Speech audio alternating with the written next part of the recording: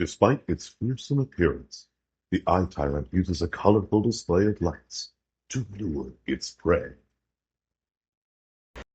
Hey everybody, Big Bear here, and what's on the table today is really exciting. This is Xantares, the Tyrant Eye from the Artisan Guild. Believe it or not, this is one of the first minis that I ever printed.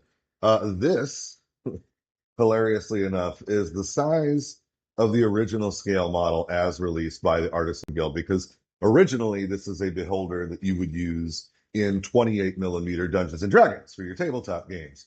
But I absolutely fell in love with this model. And not only did I acquire a license with the Artisan Guild that I hold to this day, but I decided that this thing really needed a glow up. So here it is in 800% scale. Printing the model at this scale presented a pretty unique challenge.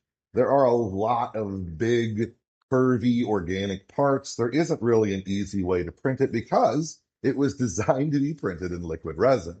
So our first step was to chop the piece up into as many different parts as possible so that they could fit on the beds of my Ender 5 Plus machines.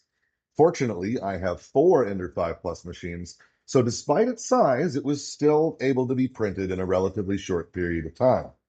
The biggest challenge was definitely these tentacles. Not only did they require a fair amount of support, which means a lot of post-processing, but they needed to be printed hollow to accommodate the electronics, and that made some of the printing a little complicated. An undertaking like this is definitely not something that I would recommend for a beginner.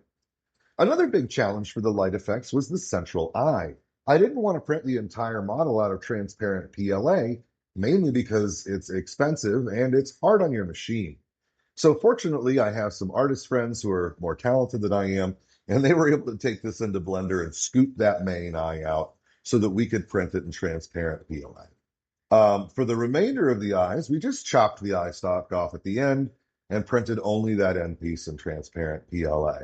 And part orientation was a significant part of why this effect works the way it does. If we look at each of the eyes, they're oriented so that the pupil faced up during printing, meaning the final layers as it came up created significantly more diffusion towards the pupil, pushing our light effect to the edges of the eye, which looks a lot more appropriate.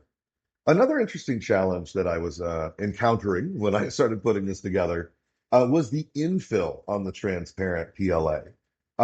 There was really nothing I could do about it. The parts were quite large, so they required infill, but any infill I printed was going to show, and it would look very stupid if there were crisscrossing lines. But fortunately, there is a gyroid infill setting, and it actually looks just like the squirmies inside of the eye. So I thought it turned out really, really, really cool, and that if anything, the infill added quite a bit to the model when it was done. During assembly, I did do all of the assembly and wiring myself. Each of these is a strip of micro addressable LEDs, and they're all actually connected to the same input wire. This means that they're all synced together so that each eye stalk and the central eye are all doing the same effect at the same time, which I thought was really important for it to look cool. Additionally, because they're micro addressable LEDs, as you can see, they have hundreds of different light modes and color settings. So this thing can do pretty much whatever you want, and it just plugs right into the wall, which is pretty darn cool. This is one of the few big projects that I did paint myself. I put this together for an event we have here in Orlando called Crucible. It's a whole lot of fun, and it's right now it doesn't have its stand, but I'm really really glad to have this model back. It's been in storage for a while, and it will be added here to the BigBear 3D studio space very very very shortly. I'm also really really excited to say that we'll be making yet another one of these where I can go in depth with how it's cut up, how we go about orienting the parts and the support settings for printing it. And then our amazing partners over at Hobby Goblins, they're linked below if you haven't seen them. Holy cow, these guys do incredible things with our 3D prints. And we're going to be putting that together for you guys to check out if you wanted some help in maybe making something like this for yourself. Thank you so much for watching. I'm excited to say that projects like this are going to become something we do quite a lot here at BigBear 3D. And I'm excited to be able to take you through the process from how we orient the part in the slicer to our different settings to make it the actual print happen, and then assembly, light rigging, even paint. And we're going to be looking at some really, really cool projects from sci-fi and fantasy in the near future. If you like this sort of thing and you're looking forward to seeing more, please take the time to like and subscribe. It really, really helps. Thank you so much.